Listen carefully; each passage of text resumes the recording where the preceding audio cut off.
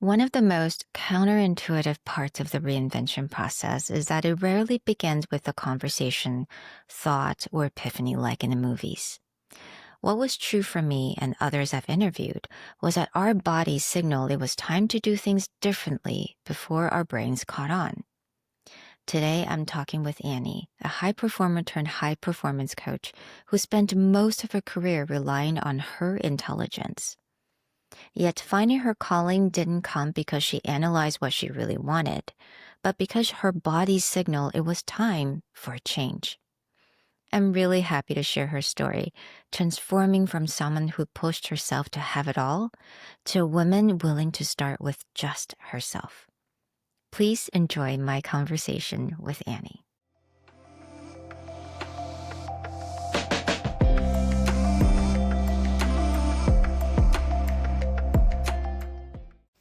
Hi, everyone. Welcome back to Soft Power Project. And I have a very beautiful guest today. Her name is Annie Hsieh, and she's a founder of Edge of Impossible, a high performance coach. And she had many different pivots in the past. And I would love to know how these pivots taking her to her current role as a high performance coach, and what does that really mean to her personal life and also to the clients that she wanted to help. And hopefully we also get some small tips on how to, to motivate ourselves.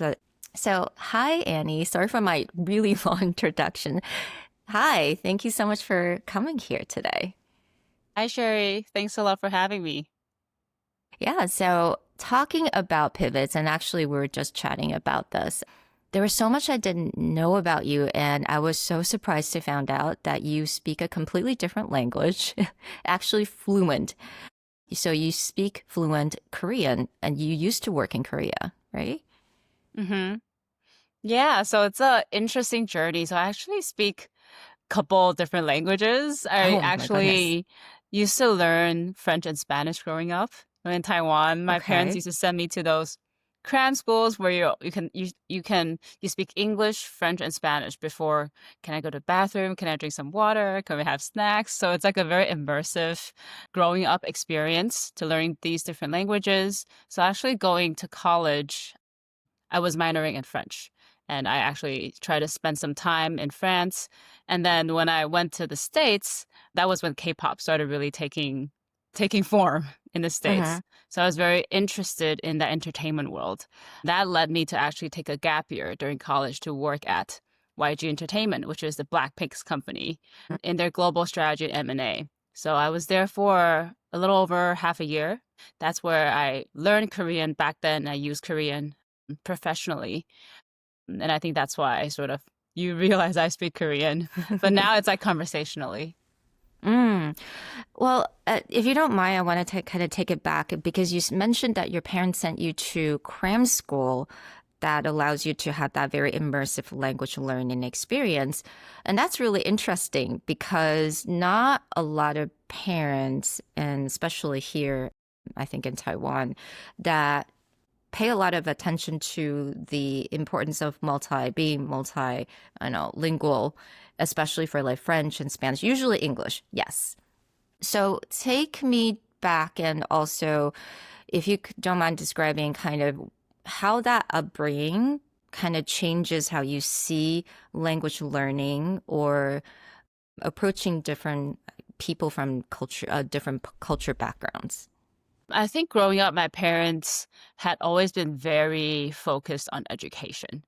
So Mm-hmm. I think, my parents, they did business, but my dad coming from a more sort of not so well off background, he always feel that education was a way sort of to Mm-hmm. really move on to your next steps. So I think they have been always been very focused on education, and they knew and they kind of instilled in me when I was young that I'm gonna go to the States for college. Right. Mm-hmm. So I think that was a very early setup that I'm very, very grateful for. And so I think when I was young, there was always been a lot of English from day one. Like my mom would coach me, not coach me, but would just hand by hand doing all of these 0-year-old sort of education programs in English and all of these things. I think they just want to make sure I have a very strong foundation growing up. And so I think that led to growing up, I've always went to cram schools with multilingual exposures. That was Right. elementary school, so primary school, and all the Mm-hmm. way up to senior high school, junior high school, and senior high school. But I actually went to local high schools. I went to Mm-hmm. local schools growing up, so I didn't take the international school route. I think they wanted me to have a very solid foundation of Asian values in a Mm-hmm. very Taiwanese way, while also have that global exposure. So I think that really shaped me as a person. And when looking back, also really defined my unique path. So I think because I went to a local high school, so growing up, I always knew I was going to embark on a different journey from my peers, right? So I Mm-hmm. went to Taichung Nuzhong, which is Taichung Girls Senior High School. I was the only person who went to the States for college. Mm-hmm. And so I went to Columbia, and in my year, there were only 2 people who went from Taiwan to Columbia for college. So I think growing up, I always felt like I was on a different path. And there was that feeling that I need to carve out my own path. Mm-hmm. And I think that was very unique because I didn't have a lot of support. So there was always that feeling of an outcast in some ways that was doing something different from others. While at the same time, sort of catering to social expectations, right? So I think Mm-hmm. going to college, that was the same as well. There was a lot of pressure to perform within the system. And I think that was very important for me because as Asian sort of women who went to a local high school, that going into a school like Columbia was just immensely stressful and Mm-hmm. eye-opening, right? So I think I felt like I had to survive. And that pressure of performing was very, very, very strong for me. So I think that led me to really just pursuing a path of social expectations, living up to social expectations. So I think I did investment banking as my summer internship. That was the hottest thing. Whatever that was the best, I felt the pressure to attain that. Right. So I did investment banking, that was the best, and then management consulting. And afterwards, I did private equity and venture capital investing, and afterwards, global M&A. So Mm-hmm. that was a route of external validation. I think I Right. did that feeling that that was the way out because I had no Mm-hmm. other sort of ways. But there was always a deep down thing in me that was burning that I knew it wasn't really for me, or I knew something was off, but I didn't know what that was. There has always been that tension between living up to other people's expectations versus finding what I wanted. And I think that's where Korea came out. So I was doing sort of banking and management consulting, but I've always been very interested in entertainment in a way that not entertainment, so to speak, but I was drawn to that world because it was a world where people who follow their passions can be heard in this world. So I Mm-hmm. like the idea of people doing what they love and achieve greatness by doing what they love. I think that Mm-hmm. was the underlying thing that I was really drawn to. So there was a Mm-hmm. very rare opportunity where I could work with YG Entertainment, which is Blackpink and Big Bang's company. So I decided to take a gap year out of Mm-hmm. Colombia to actually fly over to Korea to do that. Mm-hmm. So that was I would say the first experience of, wow, like this feels so different from just Mm-hmm. doing what was supposed to be good. Like this Mm-hmm. feels so different from doing what I love. And I think that just planted a seed in me to be like, oh, this is what life could look like if I Mm-hmm. actually think a little deeper in terms of what I want versus what people want of me. So I think that was sort of what led to the whole towards the end of this corporate career of thinking about what does it mean to live a very fulfilling life, right? Right. And what does Yeah. it mean to live a successful and fulfilled life? Mm-hmm. And I think that was sort of what prompted me to think about these questions and ultimately become a high performance coach. And the idea of high performance coach is really that you cannot achieve fulfillment in Mm-hmm. a long term if you don't look within.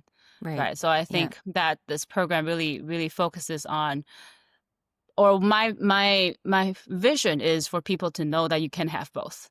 I think Mm-hmm. a lot of us grow Yeah. up thinking that we can't have both, but Right. you actually need both Yeah. to achieve success in the long term.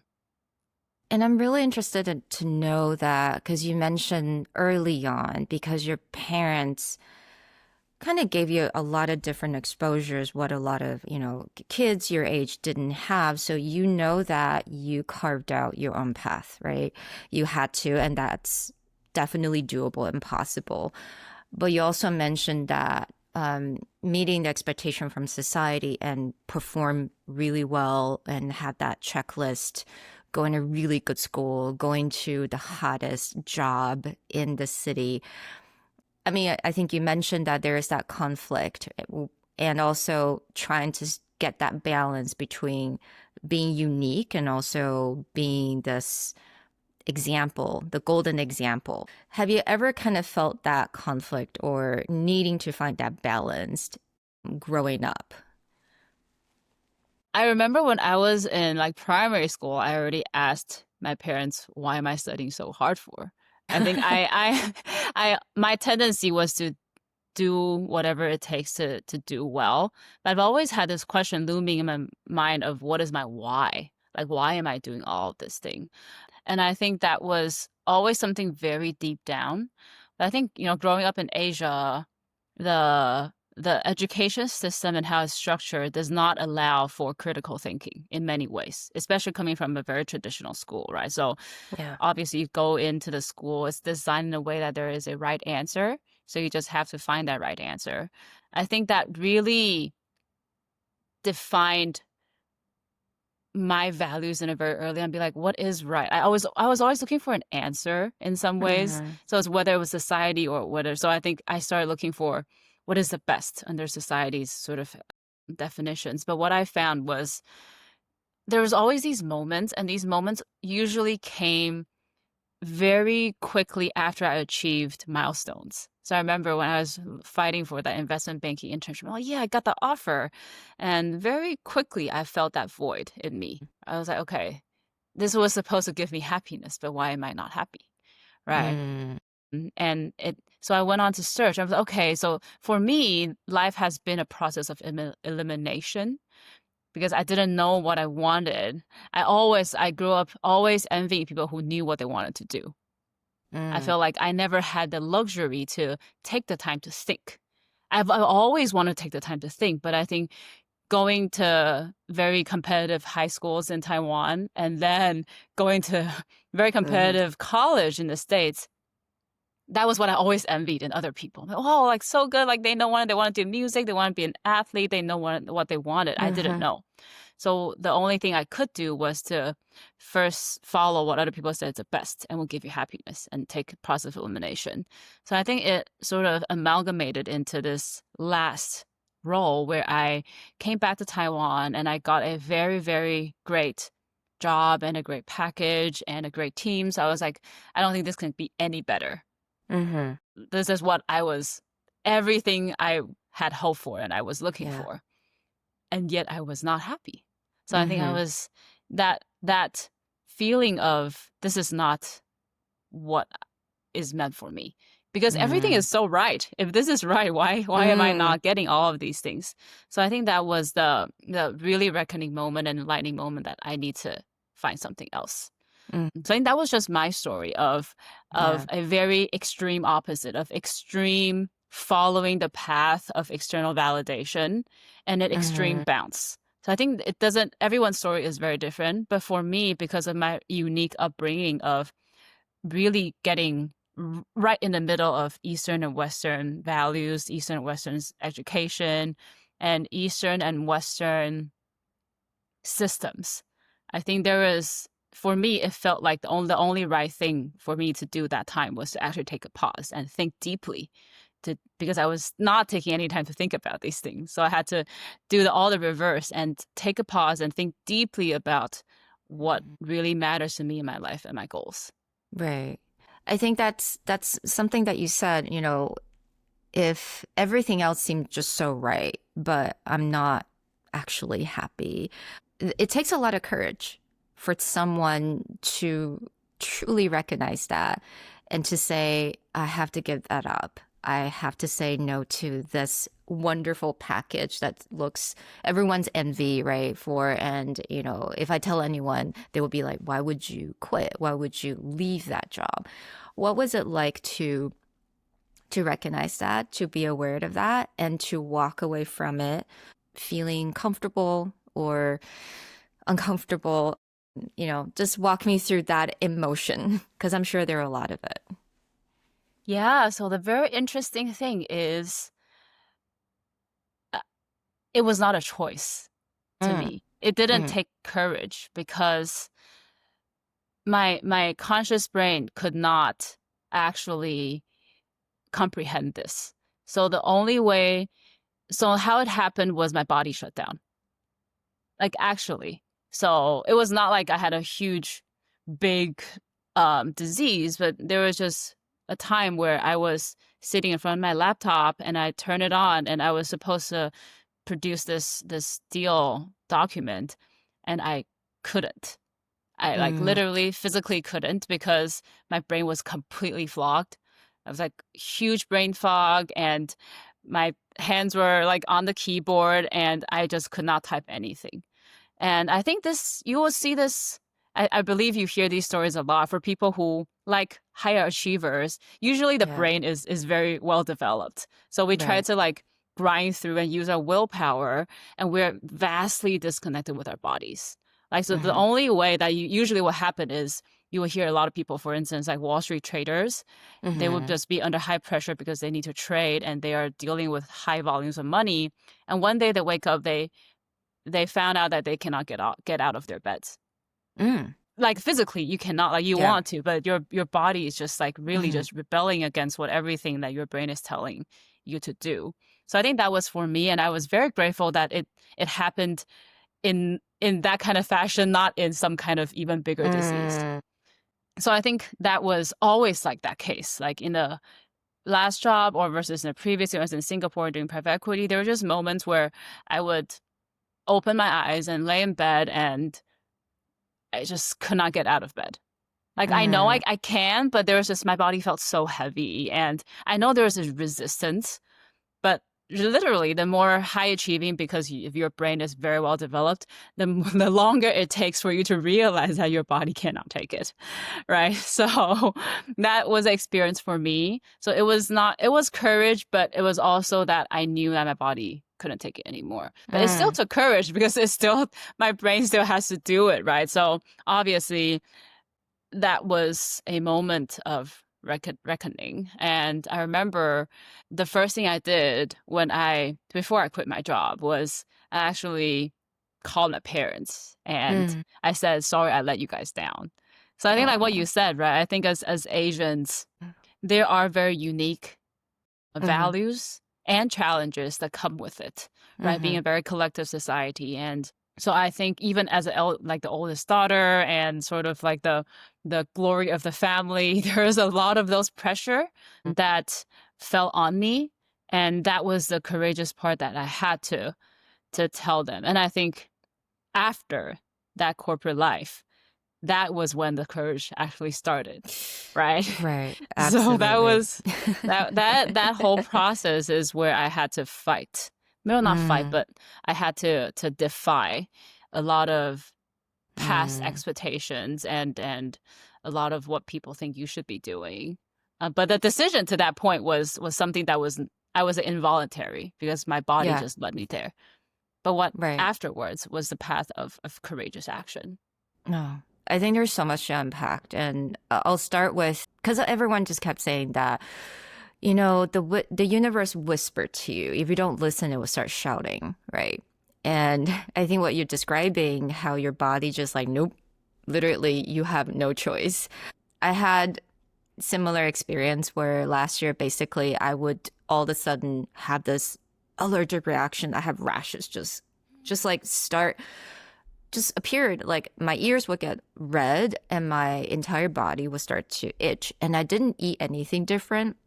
I was just sitting in the office and I had to take antihistamine, so I would like actually have antihistamine in my bag because it would like happen usually right before lunch is so weird. Usually right before lunch, Mm. after some sort of meeting where I'm really stressed out and nothing that I ate, it has nothing to do with anything I eat. So I later on, after a couple of times, I'm like, I think I'm allergic to this job. Uh-huh. Yeah. And my body was seriously like just yelling at me at that point. And of course, before that, there were many, many red flags. There were stress, but then I always be like, well, that's just stress. Everyone's stressed out at work. Mm. That's Mm-hmm. common, right? That's normal. It's a good job, high paying job. Of course, there's stress comes with it. But again, your body starts to go, no, that's definitely not just stress. And yeah, so very similar experience where your body kind of goes no. But I wanted to get to the second part. You mentioned that the courage comes after. It's the consistent defying the society standard or everything that you stood for, you had to start letting that go, and that takes courage. And I think that is my story for the large part of this year. Ever since January, I decided to say goodbye to that client, high paying client.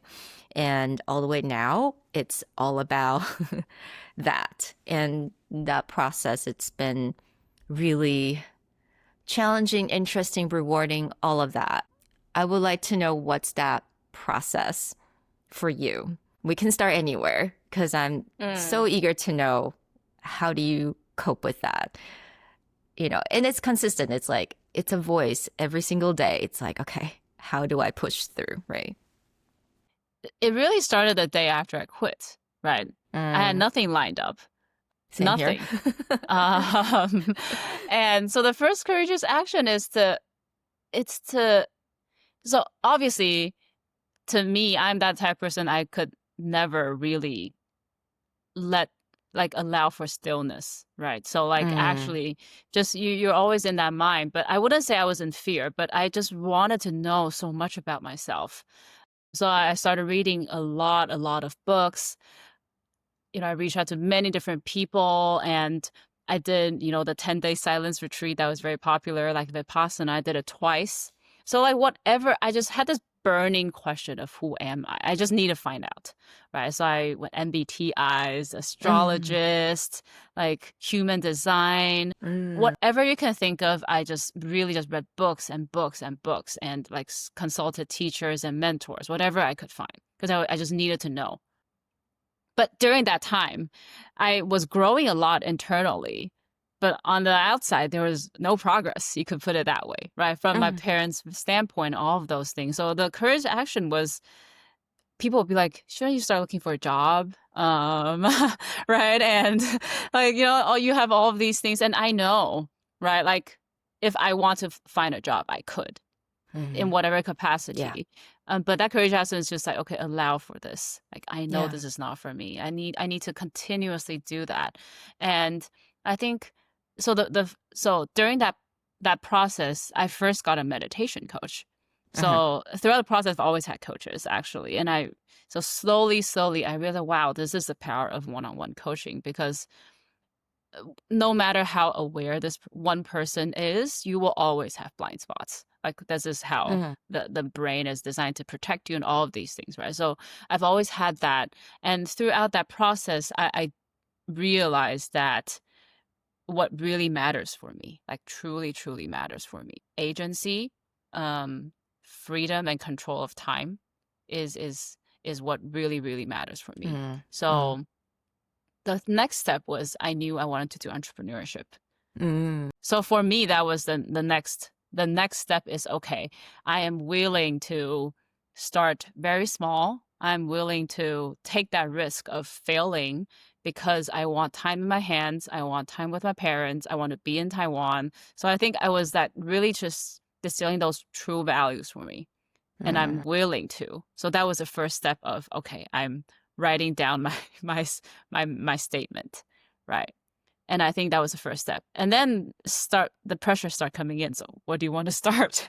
Right? Mhm. So those are the questions of what do you really want to start? And throughout the process, I became more and more attuned to my body. So I think there were moments where I was just suddenly have this huge bout of just fear. I knew it was fear. I didn't know what that was, but it's just like heart started racing and all of these things. So I mean, oh my God, what is this? So I wanted to lean into it. So I was like, okay, like this is my fear of failing. There were moments where I definitely felt like "Ugh, I really don't know. I wanted to entrepreneur, but I don't want to start. Let me look at like new roles, right? So Mhm. there's always those like back and forth. Growth is Yeah. never like a linear process. So I Mhm. think it's just constantly telling my parents and my family that this is what I am doing. This is a huge part. And also telling myself that I need to allow myself this time. If I want to Mhm. see true transformation, I cannot do the things the same way as I used to, because the first thing to change is actually changing yourself. If you stuck in old patterns, you will never ever actually transform your life. Mhm. Right? So Mhm. it sounds easy, but the doing is extremely difficult. It's an everyday battle, It or is. not a battle, but conversing with yourself. Right? Yeah. So yeah, so I think throughout the process, I've tried many different, not many, I've tried one or two things in terms of what entrepreneurship means to me. So there's next steps. If you want to start, do you want to start a lifestyle business, or do you want to start a big business? Right. So I think Mhm. especially because I came from the private equity and venture capital world, Right. you could go down that route of Mhm. raising money and actually taking a Yeah. company public, or actually selling to another company. But these are very different routes. Mhm. Right. So I think it's a process of like keep going down the route that I think works for me Mhm. and what I wanted to do that feels like I could achieve that success I want, and what that Mhm. means, that also while doing what I love. That was the Mhm. big thing that I was not willing to compromise on. So Mm. I think Mm. growing up, I never liked the idea of a job is just a job. I Yeah. never liked that idea. A job is just a paycheck. Like I never liked that Right. idea. So I think that was something that I was held very strongly onto. That I want to find something that I actually love doing, and Mhm. I want to achieve greatness doing that. That is just Mm. something I don't want to sacrifice on. That's a courageous action, and literally every single step, right? Like starting your own business, Yeah. finding the name for the business, and Mhm. I'm sure you Yeah. know, as Trump entrepreneur, your life is vastly different from being an employee. Mhm. Like Oh no yeah. matter how high achieving you are as an employee is very different from the entrepreneurial Yeah. lifestyle. So I think I like this phrase, like the route of entrepreneurship is a route of self-discovery. Oh So yeah. every single step Mhm. is needs a Yeah. lot of courage from me, right? I need Right. to do selling that I'm not used to. Yeah. Everything I do is I'm not familiar Yeah. with, Yeah. and it's very different. Yeah, there is a quote, and I can't remember where is it from, but I think it was one of the really famous founder of PayPal. And he mentioned that entrepreneurship, it's like jumping off a cliff, but while you're falling, you're building your airplane. Yes, And I remember that. Hmm. that just, I mean, honestly, that's probably the best way to put it. And what you mentioned about in the very beginning, again, you could get a job anytime you want. And but it's what's really funny is that actually, yeah. So for me, it was like I know I had to leave that environment again, like sense of agency, freedom. That's really important to me, and that's just not something you can get from doing a corporate job or having that very fixed lifestyle. But I think there was that still the time where I have to decide and actually have to be really brave to just go, yes, I'm going to pick this route. But I think it's that, you know, oscillating between the two. Ooh, maybe I can do this. Maybe I can get this role. And maybe I can just do a side hustle of soft power. Maybe that's okay. I'll have the income. I'll have my interest. And then I'll be like, no, of course that's not going to ever happen because they'll be so busy and tired. So it's constantly my brain is like making a pros and con list Hmm. of that and deciding, okay, let me just stick with this, even though it's scary, even though it doesn't make a whole lot of sense for my parents or for, other people. but I'm going to stick with this. But yeah, I think I mean, you mentioned the word battle. To me, it is a bit of a battle. It's like I'm fighting with myself, Mm-hmm. my old self. Yeah, Mm-hmm. in a way. But one thing I wanted to ask you and always am a little interested in, and especially if you're someone who's such, you're high performing, you went to an incredible school, had incredible career, just, your capability and of course intelligence. But I'm so curious because going from that into, let's say, meditation, listening to your body, listening to the universe, was it an easy transition? Because I find that a lot of people who had that sort of really strong career path kind of felt difficult to listen to the heart. So you're using your head a lot. How do you use your heart more than the head, or how do you have that balance? I mean, was it a difficult transition for you? It was. It was very difficult. And I would almost go to the length to say that, but you just have to do it. Like Mm-hmm. for anyone, like actually. I don't think you have to do it, but I think for people who use their minds a lot, Mm-hmm. this is not, this is second nature to us. So we need to take extra effort and be intentional about it. Let's put it that way. So I think obviously there are different types of people, right? So some people who are just naturally more intuitive and just more go with the flow type of Yeah. person. And there is people who are just very just Mm-hmm. logical, analytical, or trained to be logical and analytical Yeah. because that's what society would rewards. Mm-hmm. That's what this current society rewards. We don't know Yeah. after AI, right? I would go to the extreme to say that this will go to the other pendulum of they will, in the world, in our next era of world, the society will reward creativity and innovation, and the only way to do that is Mm-hmm. you're actually connected to your body or into your intuition. This gets very philosophical, but I think coming out of the industrial revolution age and this huge time of big corporates and this is like a machinery process. So the education system and all of these things is trained for you to do not deep thinking work, right? Mm-hmm. How the whole system is structured. So you go into for a right answer. You all of these things. Mm-hmm. Elon Musk always talks about you need to think in first principles, and that Mm-hmm. takes a lot of deep thinking. And I think a lot of that we're not wired to do that in the society as a employee. So I think it was very difficult because I remember when I was with my coach, it got to a point where she was like, "So, what is your mission or mission in life?" I was like, "I don't know." Yeah. Oh, what do you mean? Like, I really Mm-hmm. didn't know that, right? Mm-hmm.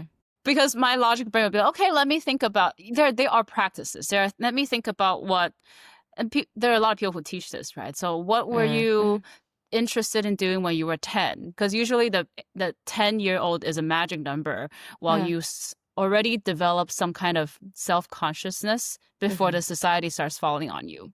So it's a magical number. Okay, so let me think back on when you were 10, what did I like to do? So there's all these tools that could help you, these frameworks that could help you. But if you don't listen to your heart, the answer will Mm-hmm. not come. I can guarantee you.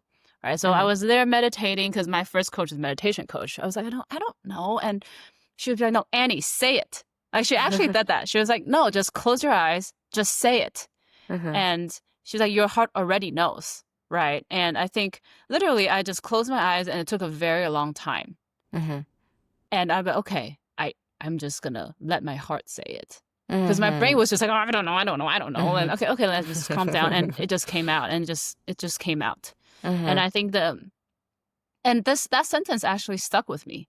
I want to help people who follow their passion be heard in this world. And through the Mm-hmm. process, achieve greatness for myself. Mm-hmm. So it's a very philosophical sentence. So I think this sentence has evolved in the vehicle of presenting this in different ways. Mm-hmm. Right. So because this is a very broad sentence. You could do anything with this sentence. Right. Right. So I think it was a philosophical sentence, but I still use it a lot. So I think the power of this thing is very powerful. Mm-hmm. And it's hard. The only way to do it is to constantly practice. is like how we are trained to practice our analytical skills and logical thinking, right? Like these are all just personas we have, right? So I think because this current world rewards that analytical, logical thinking, so we are trained, right? In banking and consulting, people train you to do these things. This is like we have problem solving workshops, we have like these, everything is learnable. And I think it's just a different skill set to learn to listen to your body. And I think it's a daily practice to learn. And actually, people who are truly on the top, they wield this power every single day, right? Like Steve Jobs, he used to have take walks, long walks, like every single morning. All of these things, people who really actually rely on their innovation, who actually truly change the world, they are all very incredibly intuitive people in terms of how Mm, they make decisions. Obviously, they follow up with execution that takes logical and analytical thinking, but the big ideas, the truly right. big ideas, you need creativity and intuition because you are creating something that people don't know. So it has to come out of something that is beyond the knowing. Let's put it that way. So I think everything that is this is beyond what we know. And being able to lean into that, the faster, the more frequently, the better your life will ultimately become because it will be feel more aligned to who you are. So if you can lean Mm-hmm. more into that, it will just be easier. So it's a daily practice. Mm.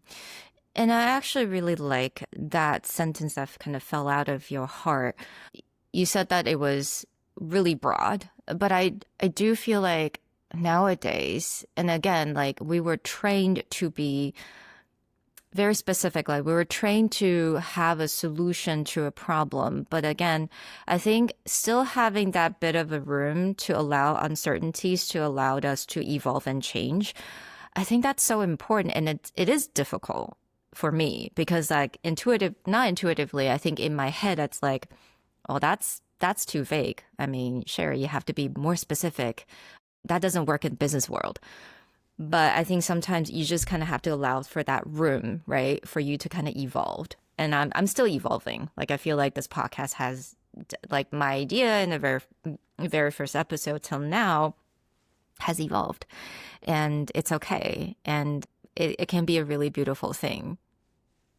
I agree. And I think this literature is changing for Mm-hmm. sure, even in a Mm-hmm. corporate world, right? So I think obviously you have industries like consulting and finance, which operate in very different worlds versus the tech world, right? So I think like even doing that, I remember when I was seeking out for a mentor, he gave me this book called like Generalist.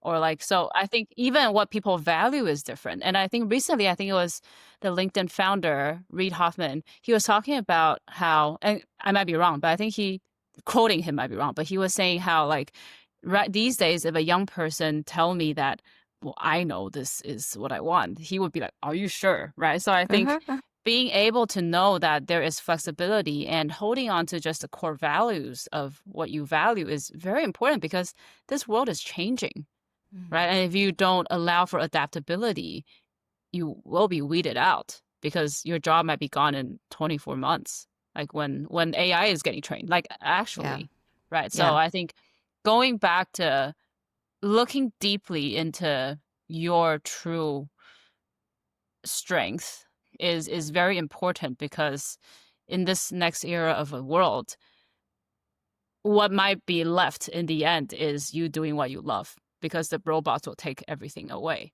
or make everything easier, right? So when the friction is all gone, then the only route left for you to actually live a good life is you do have to absolutely do what you like Mm-hmm. to do. Right. Right. Obviously, there's a lot of literature about this, and one of my favorite people, which a lot of people know, is Naval Ravikant, and he is AngelList founder, successful entrepreneur, and he said this sentence that I just love. He says, "You escape competition through authenticity."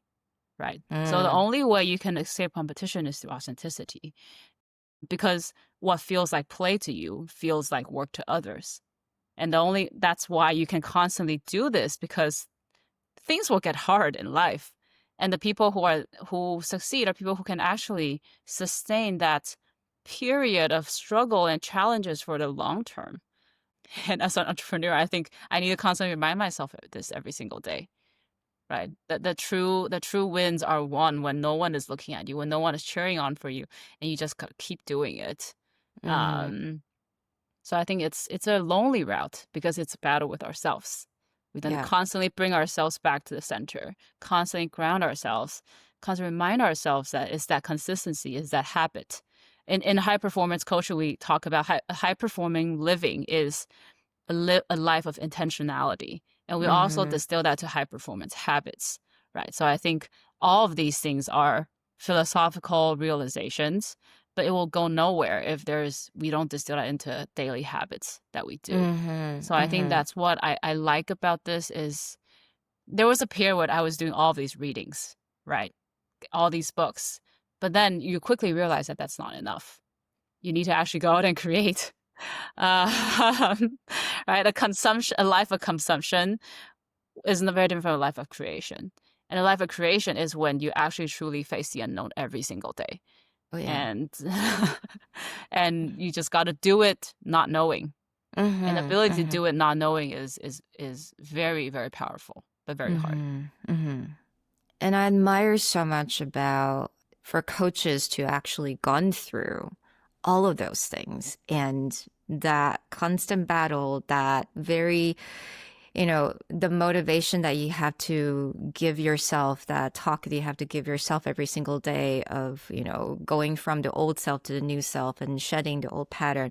I really admire coaches that had to go through all of that too, because I think that really shapes how they can coach others and how they can understand what their clients are going through. So, yeah, so I wanted to know, how has this experience really helped you to shape who you are as a coach and also as a high performing coach?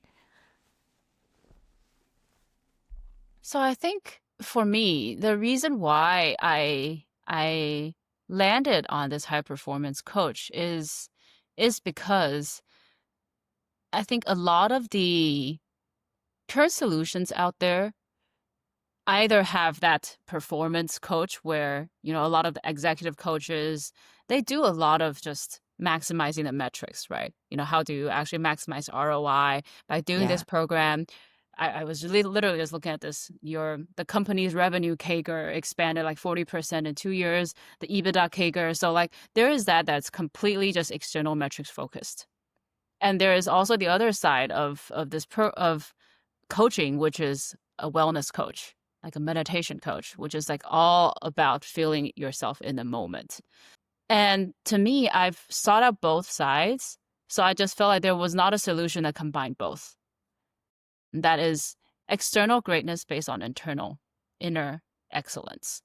Right. So I think that is really what is the core value of what I believe in is Hmm. that you need to get back to yourself before we even talk about all of these things Hmm. or concurrently, let's put it that way. So I think a lot of what I do is usually for the high performers, they come in, they want to be like, I want to get the promotion. I want Hmm. to, I want to get promoted to CTO, or I want to take this company to the next level, which is all great. But you cannot actually do that while neglecting to ask yourself these questions. So I think the program is designed in a way that the whole framework is through high performance research with Harvard and UPenn and Stanford. So I think it is about the research was asking three questions, right? So I think is why are some people more successful than others in terms of external way? For people who achieve success, why are some people miserable and some people happy? Mm. And the third question is what motivated these people to seek high performance in the first place? Mm. Right? So it's a lot about motivation. It's also about achievement, and it's also about sustaining that achievement. So I think it's designed in a way that yes, we will talk about these things like productivity, talk about things like influence, persuasion skills, but all of these things is just a framework that is, I would call more masculine. But the way you exercise these frameworks will have to come from your own being. Right. So there are things that will be like, okay, this is what productivity can look like if you get into your flow states.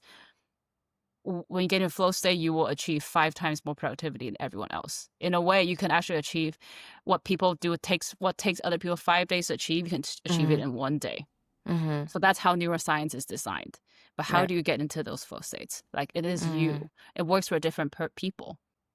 So it's like from an external trigger. Usually people want to grow because they are triggered externally. So from an external trigger, I bring your awareness into why you're triggered. So then you're more aware, right? Then you make different decisions. So it's an external to internal reflection to external new execution. So I think it's constantly this out in process. So it's not just the outer sort of quick tips. Like, yeah, there are quick tips in some ways, but it's designed in a way that how do you use these tips that work for you, and how to actually push that out for more different habits and different execution. So I think for me, that is how I define my coaching. And I think that's how people feel as well. So I think a lot of people come in feeling like I really want to improve my performance, which you will improve your performance. But for instance, especially a lot of men, they would be like, I want to know this system because I know this system has been used with top tech leaders or Olympic athletes. So I want to be like them. They will come in and be like, tell me what these people are doing. And I think they will usually come out and be like, I know all what these frameworks is about. But for me, I came out of it feeling like I need to create my own. So it's about using all of these frameworks. But what does that mean for me?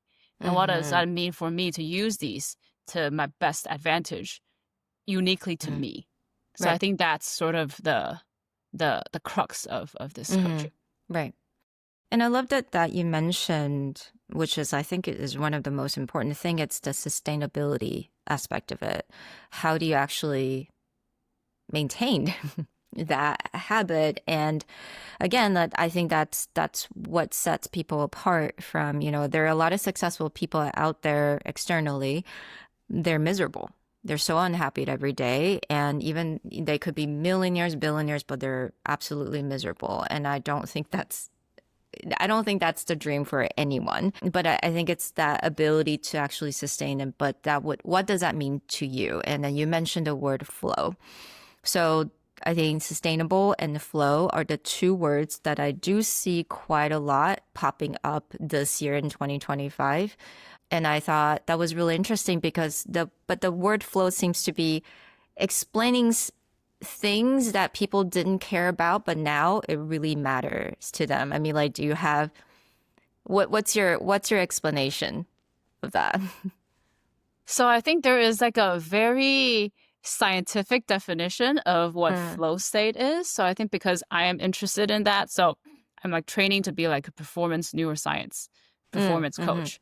So I think, but usually it's used in a very vague term, right? But usually you can describe being a flow state in a sense that your time is no longer linear, right? Imagine when you're like so immersed in something where by the time you realize that you've already worked on this thing for hours. So it's just that idea where the reality gets twisted, where you're super immersed in these things and your productivity just skyrockets. You just end up doing way more than other people, right? So I think there are many different like actual neuroscience terms in terms of dropping into flow states, right? Meditation is a flow state because people would go on meditating for many, many hours and you're by the time you realize hours has passed, right? But you're in such an immersive, focused time that is usually when your brain waves are in a different sort of frequency. So it's more susceptible to like intuition and your just output is faster. Right. So I think I like this idea it's because I didn't know that it's out this year a lot because I think people searching for flow has been quite a long time because in all the high performance pillars, productivity is the one thing that people always want more. They just never think they're productive enough.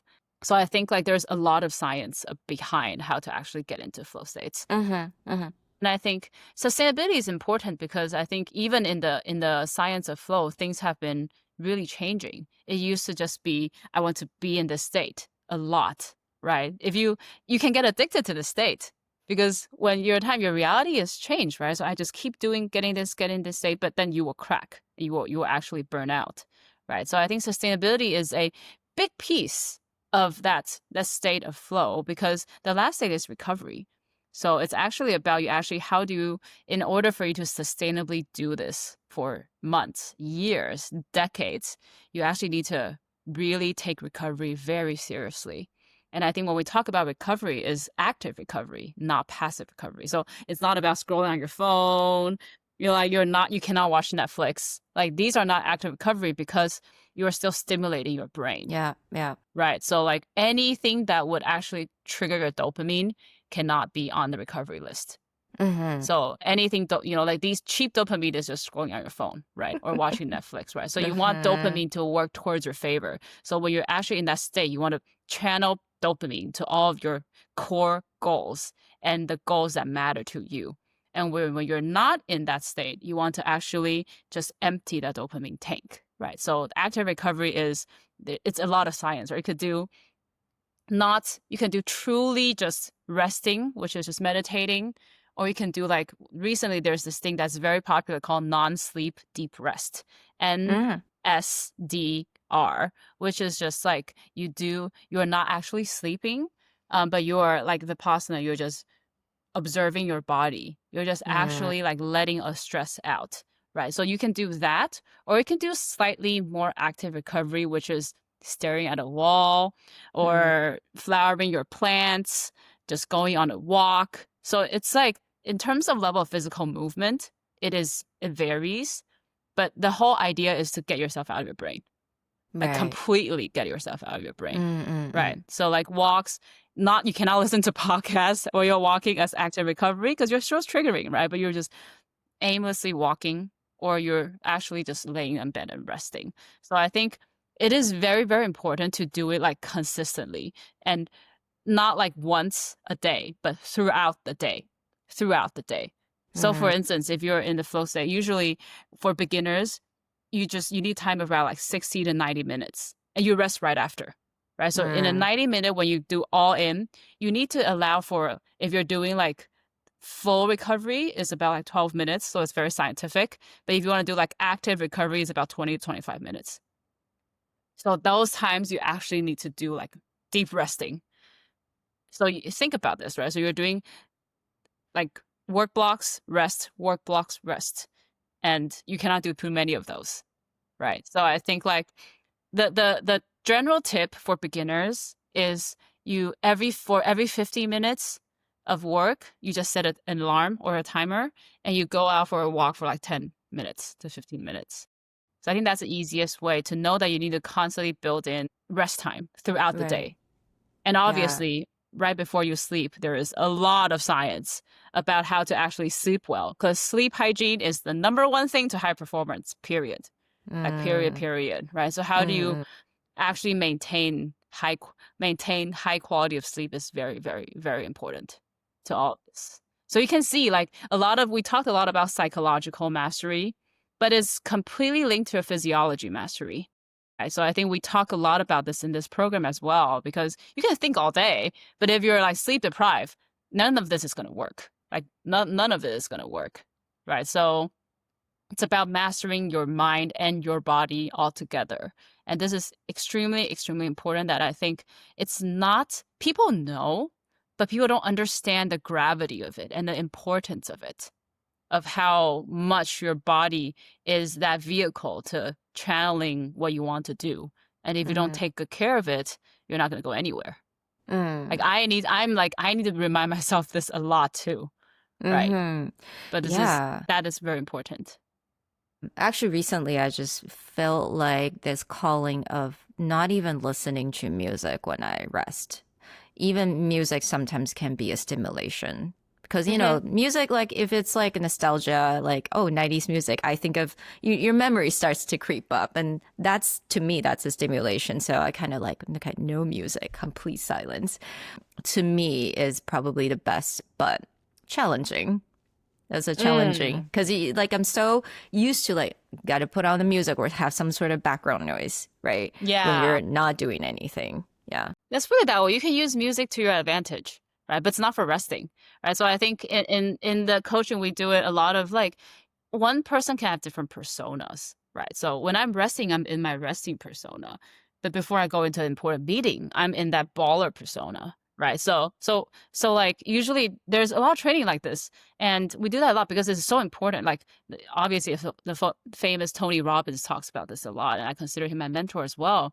So actually, before going to a meeting, I would just start blasting like really intense music for 30 seconds only. That's all you need, and you need to move your body, right? So I blast it out, and you do those quick runs, quick sprints, and you immediately elevated your energetic state. Like that's you 30 seconds is all it's all you need. Right. So you do that music and then you amped up before you go into something like powerful. You imagine yourself being in that state first before you go in, because it's just energetic exchange, right? So the higher energetic power you have, the more convincing, and that is communication is 93% nonverbal. Right. So being able to do that is you use that towards your advantage. But resting, obviously, there is like common protocols of just very low sound wave. There's like alpha waves, frequency waves of music. These days, I found sound bowls quite helpful in terms of relaxing yourself into deep sleep. Right. So I think everyone has to try it different ways, because the new research comes out saying that our brains can actually do math when we sleep. So if you don't actually rest your brain before going into sleep, you're not actually fully rested. Right. So you cannot be doing work and just turn off your laptop and go to sleep, because you actually cannot go into deep sleep. And so I think obviously there's many companies like Whoop, which is like an Apple Watch thing, like they track sleep. They came out with this podcast and talk about all of these things, right? Like you need to lower your stress levels before going to bed, because we need to get that deep sleep. It's the quality of sleep the length of sleep is important, but also the quality of sleep. Right. And when you sleep, the sleep wake time is also very important. So everything like sleep, nutrition, exercise, there's just so much literature behind that already. And not to mention like the mental part of it, the psychological mastery. And you need to get all of these in place for you to actually sustain your success. Right. And I feel like we can probably talk hours and hours about all of these different things, because I think it's so interesting. And I mean, would love to do that. But now I'm really curious as to how does soft power fit into your belief in coaching, and how do you implement that every day? So when I think of soft power, I actually think in as a I think of it as intuition and femininity. So that's how I define it, right? So I think because I have grappled with this duality for a long time, right? Whether it's Eastern, whether it's Western, and I think growing up, I've heard many times that I have too much masculine power or masculine energy, right? So I think it's about masculine equates like logic, analysis, execution, frameworks, and tools, roadmaps, guides, anything that tries to give structure to the unknown is what I consider hard and masculine. So when I think about the soft power, is what it's creativity, it's flow, it's feminine energy, it's the allowing, and it's the intuition. So I think that is how I see soft power. And I think that's what is honestly is what's lacking, because you will see these executive coach programs that is very masculine and they don't have that feminine power. Or you will see these wellness program that is all sold for women. You do all these yoga retreats, and if one man show up, you'll be like, oh, why is this man here? Because it's just so feminine, right?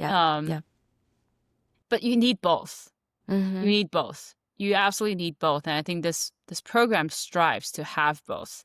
And I think that's why that's how I define it and why it's different, right? So I think how it's doing it is, I think a lot of the times, especially people who are in their minds and brains a lot, it's all the conscious ego talking, right? So I think we do that a lot of unconscious reframing by using, for instance, neuro-linguistic programming skills, like NLP skills, to actually Right. bring you from the conscious mind to the unconscious mind, because that's when it's susceptible to change, right? So I think, and when you're in that state, it's conversation is hard to do, but there's Yeah. ways to do it. For instance, you play some Mm. music, you do some Mm. meditation. So meditation is a very fast and easy way for you to drop down into your body, right? So there's like some very specific breath works that is you can do it in seconds to just go from your brain to your heart or drop down into your body. So I think I do that a lot in the actual coaching sessions. So it will not just be conversations, because conversation is just my mind talking to your mind. Like that's all it is, right? So how to be like my heart talking to your heart, like how to actually bring you down. And I think that's what a lot of my training and my certifications and where my interest goes, to actually influence people from the unconscious level, right? So I think a lot of times it's silence, a lot of times it's just slow, a lot of times it's just pausing, right? And I think I have my own high performance coach as well. So sometimes my ego will still come out and be, I don't know. And her famous line is, for every I don't know, there is an I know. So what do you know? Like actually she would say that. And I would okay. And I would just drop down. You would see my body, you guys see my body, I was here, I would just drop down and I would close my eyes and she would just wait. And I will wait. I will just wait and to let the answer come out. Right. And the answer might not be the final answer as we talked about it. But it just what feels right for me at this moment. Like what feels right for me for now. I think allowing that is very important because a lot of clients, maybe their entire 24/7, they never leave their brains. Like actually, right? So I think creating that space for the body to come out, for that stillness to come out, and for that creativity to come back in is very important. Or else you'll just forever get stuck because your mind cannot comprehend something that it doesn't know, but your body can. Mm. Like it Mm. leads you to the things, it leads you to the unknown, and that's where the intuition comes out, and that's where true creativity and innovation comes out. So if you Yeah. want to actually elevate your performance at work, you better actually connect to your body because there will be many things you don't know. You need to come Right. up with new solutions when you're talking to your boss, when this person you just somehow just cannot get along with, and this person is your boss and you want to actually get on good terms, or you want to get promoted, you want to go into C-suite, you want to become a better leader, and these people beneath you, they just don't respect you, or they are scared of you, or they're just not performing. There will be times where you need to come up with solutions that are not logical, because ultimately everyone make decisions not by their logic, right? Like you need to move people, and in order for you to move people, you need to actually connect to your own emotions. That is where the soft power comes in, because I think people come in and most of the time it's still just thinking, and you just think. You cannot think your way out to a new solution. Mm-hmm. You Yeah. need to feel and think your way into a new Mm. solution. Mm. And so I think this is what I use a lot in the programs, is to make sure that you have this blend of both. Mm. And I think today's conversation, it's about the heart to heart and the feeling. I definitely have really warm feeling now. And you just dropped so much wisdom, and I cannot wait to share this with everyone. And of course, I'm going to leave Annie's information, her website or LinkedIn profile, all in the description box. And she's a she's getting very busy, so definitely if you have any, I think everyone needs to have a coach, to be honest. I think everyone does. Even coach have coach. Again, we Yes. all have coach. Yes. Yeah. And yeah, definitely contact her. This is absolutely amazing. And I think there will be many more future conversation, because I think this is what everyone needs now. It's a world of uncertainty. And how do we embrace that uncertainty, actually use that to our advantage? It's the key. Yeah. So thank you so much, Annie. Thank Thank you, you. Sherry. Thank you.